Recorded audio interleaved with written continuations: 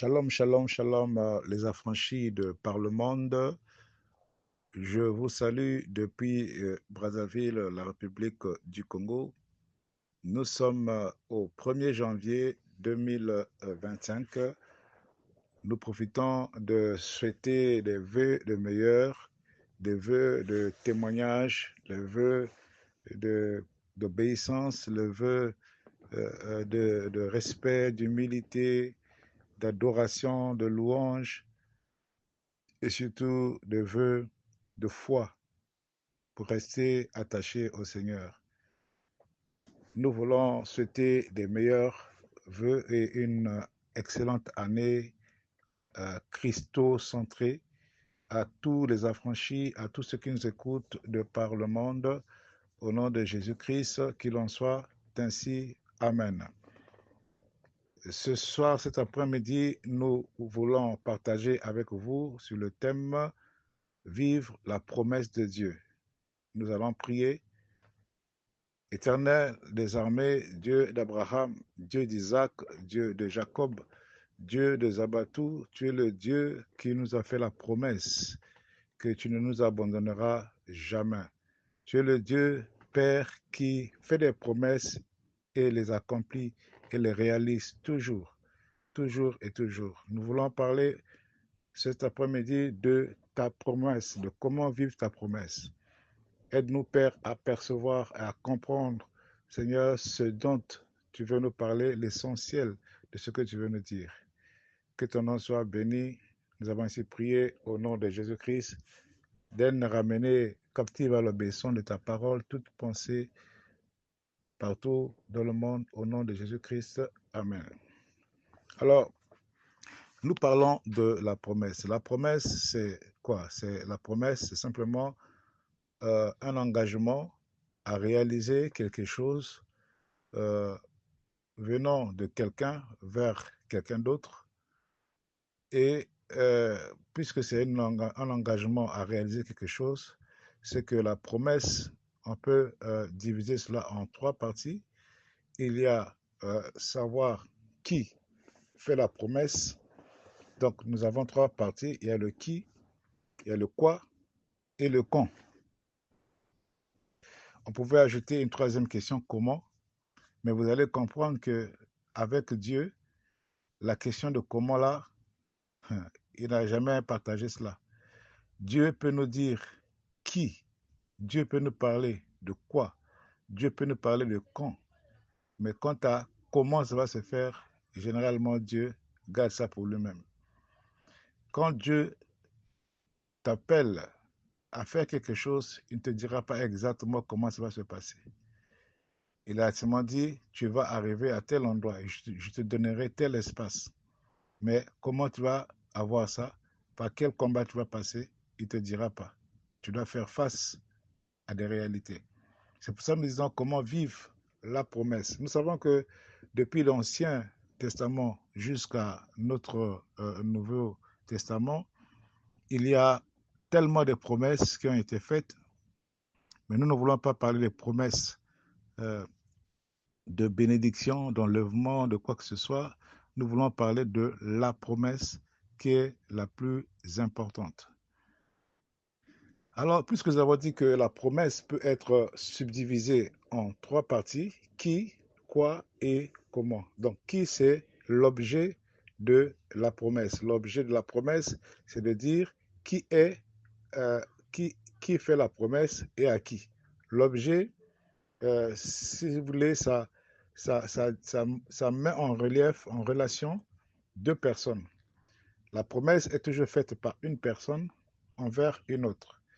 Dans l'Ancienne Alliance, euh, la question qui, c'est Dieu qui a fait la promesse. Il a fait la promesse à qui? À un peuple élu, qu'on appelle Israël. Son peuple, son premier-né qu'il avait choisi, le premier-né de toutes les nations. Donc, il a appelé Israël mon premier-né. Et donc, Dieu a promis à Israël. Donc, pour répondre à la question qui, dans l'Ancienne Alliance, Dieu a promis quelque chose. Parce que, et même quand on parle de l'alliance n'est que euh, euh, la manifestation écrite d'une promesse ou d'une volonté de celui qui doit mourir un jour. Et donc, après sa mort, on va découvrir qu'est-ce qu'il a promis, qu'est-ce qu'il a décidé céder à qui, à telle ou telle personne.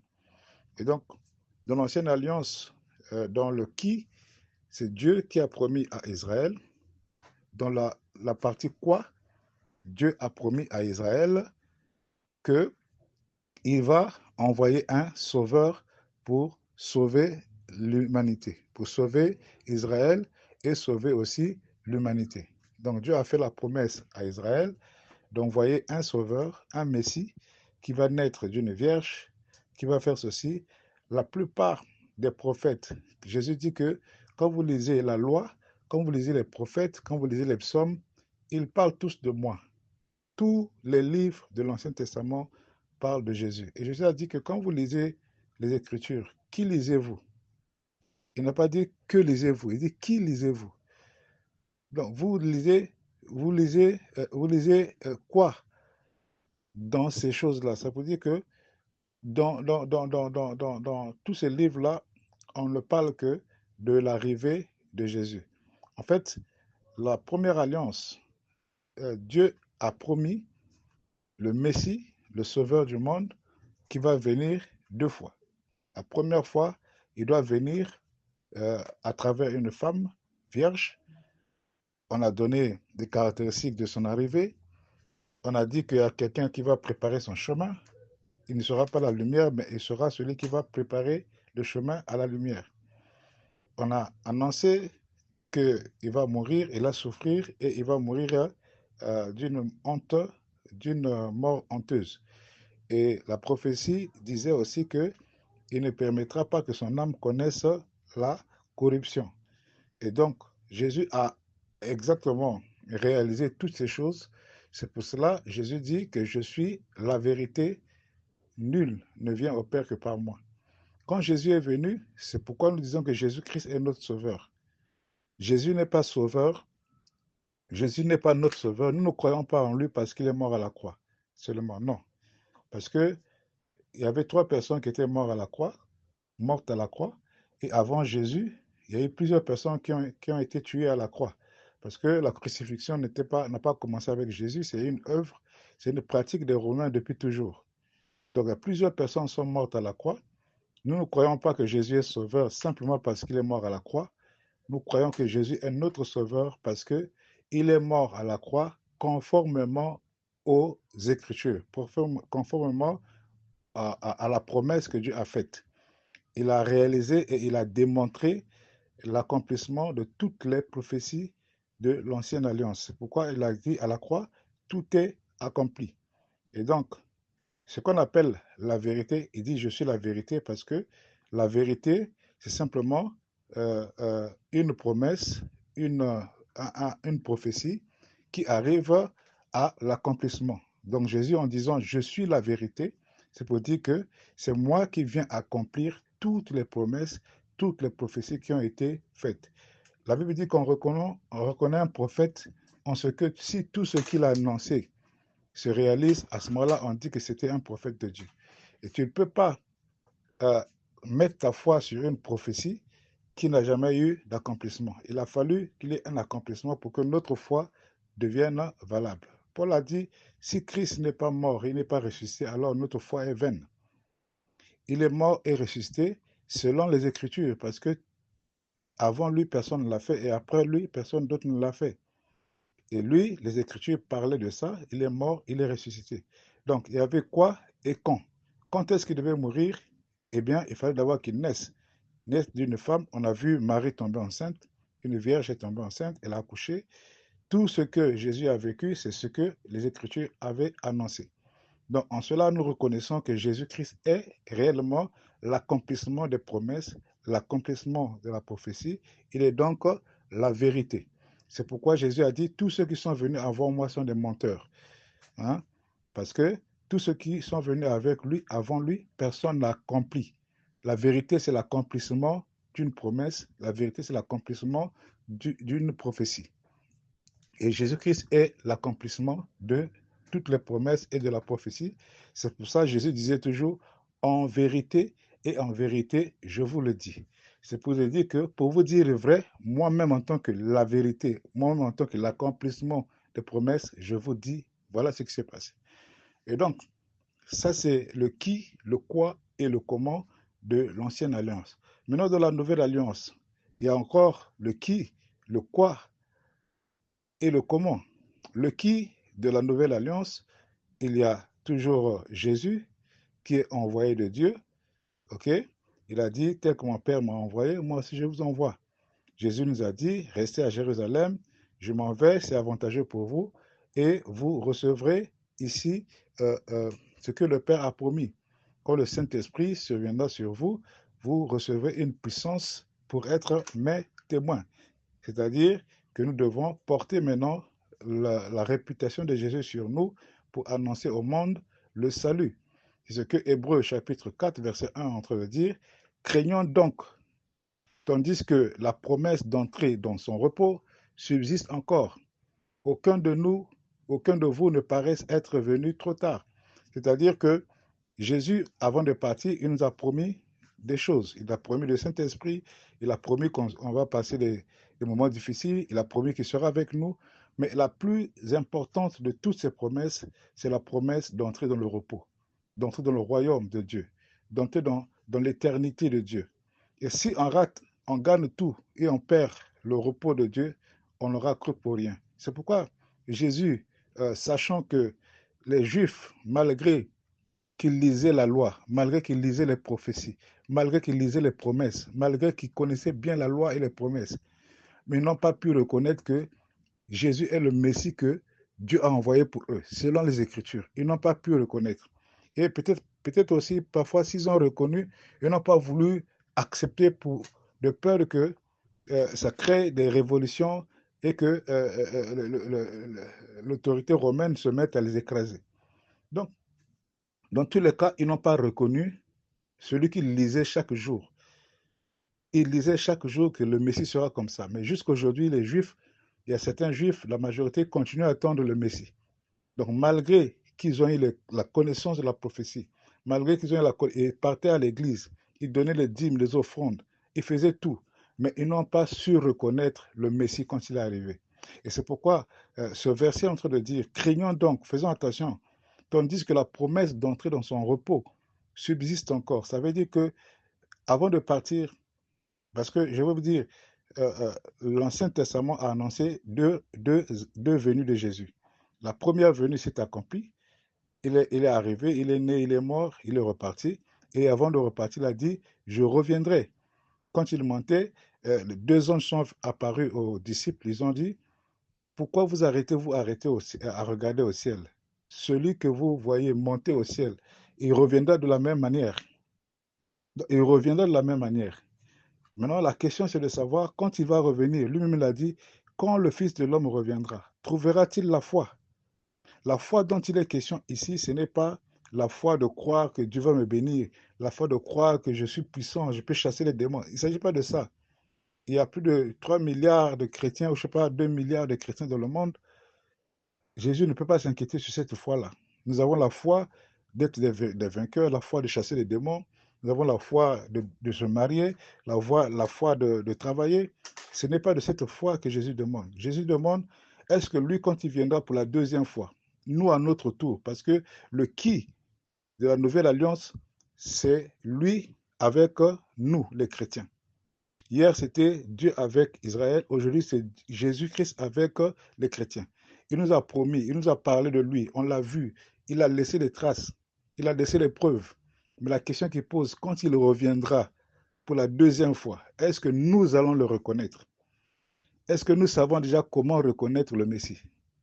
Est-ce que nous lisons la prophétie? Où se trouve la prophétie qui parle de son arrivée, de son retour? Quand vous lisez les évangiles, c'est juste un résumé de l'Ancien Testament. Et c'est à partir des épîtres que l'épître, qu'on appelle ça, Paul commence à dévoiler, à expliquer les évangiles, à expliquer la doctrine de Christ. Et où est-ce qu'on parle de la promesse de venir? Et c'est beaucoup plus dans le livre d'Apocalypse. où on parle des retours. Il y a tellement d'images que les gens n'aiment pas lire l'Apocalypse, ne veulent même pas connaître l'Apocalypse. Mais c'est là que se trouve le message de son retour. Si nous ne comprenons pas comment nous allons reconnaître le Messie, nous risquons de faire la même chose que les Juifs, à ne pas le reconnaître quand il va revenir. C'est pourquoi la Bible dit que il reviendra de la même manière qu'il était venu, comme un voleur. Quand un voleur entre, les gens risquent de ne pas savoir qu'il le voleur est entré. Donc, c'est ceux qui. Donc, Christ ne reviendra pas pour tout le monde. Christ va revenir pour ceux qui l'attendent, ceux qui connaissent. La Bible dit que ta volonté est qu'ils te connaissent, toi seul le vrai Dieu, et Jésus-Christ que tu as envoyé. Il faut qu'on arrive à reconnaître Christ quand il va revenir.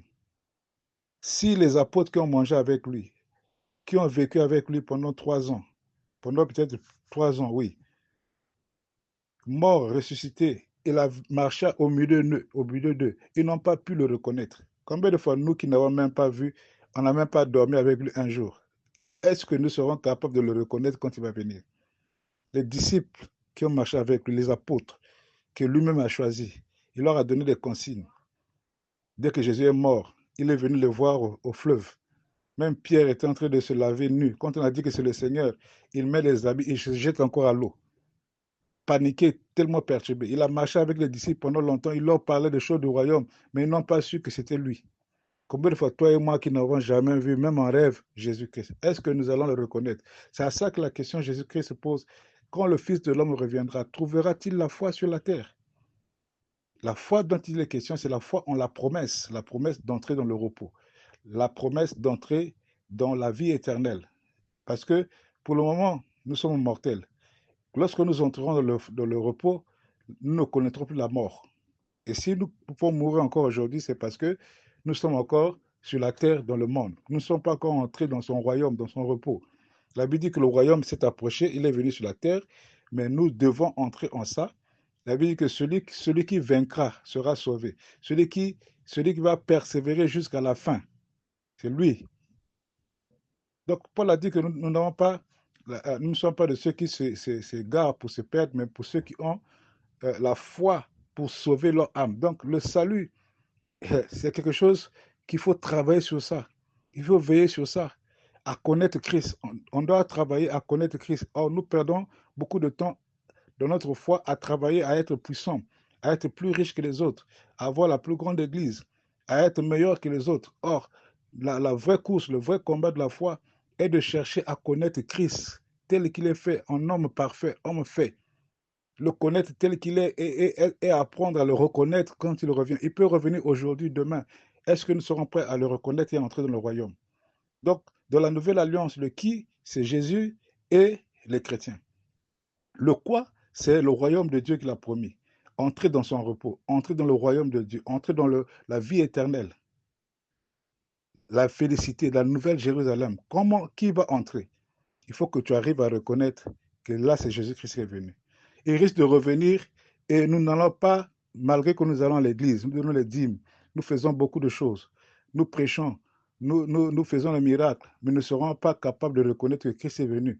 On risque de faire la même chose que les Juifs qui continuent à attendre l'arrivée du Messie alors que le Messie est déjà revenu, et était déjà venu, il est mort, il est parti, il reviendra, et ils continuent à l'attendre. Nous aussi, on risque de rater. C'est pourquoi il dit que chacun de vous fasse attention pendant que la promesse subsiste, qu'aucun de vous ne paraisse être venu comme trop tard, comme avec Noé. On leur dit que la pluie va venir. Ils ont douté. Et jusqu'à ce que quand la porte est fermée, le temps de venir trop tard, la pluie a déjà commencé. Et il y en a beaucoup qui seront surpris. C'est pourquoi la Bible dit que de deux qui vont dormir, un va entrer, l'autre va rester. Que Dieu nous aide à ne pas venir en retard, à ne pas paraître comme venu en retard pour entrer dans le repos éternel. Travaillons dans la crainte, dans l'humilité, aimons l'enseignement, cherchons à connaître Christ et non pas à devenir puissant. Cherchons à connaître, à reconnaître l'arrivée de la seconde venue du Seigneur et non pas à devenir puissant, à avoir beaucoup d'argent, à faire beaucoup d'enfants, à beaucoup voyager. Tout ça, c'est bien, mais ce n'est pas ça qui va nous faire entrer dans le royaume, dans le repos. Il faut qu'on annonce la bonne nouvelle du royaume, à connaître Christ. Ta volonté, dit dans Jean 17, est de te connaître toi seul, le vrai Dieu, et Jésus-Christ que tu as envoyé. Est-ce que nous connaissons Jésus-Christ? Beaucoup ne connaissent Jésus-Christ que par les dessins qu'ils voient, les catholiques ont fait les images là. Quand on parle de Jésus, on pense à ces photos. Ça, ce n'est pas Jésus.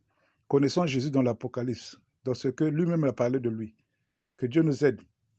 Que tous ceux qui ont les oreilles entendent ce que l'Esprit a dit à l'Église et que Dieu vous bénisse abondamment. C'était votre frère Ghislain Elenga depuis le Congo-Brazzaville. Je vous aime.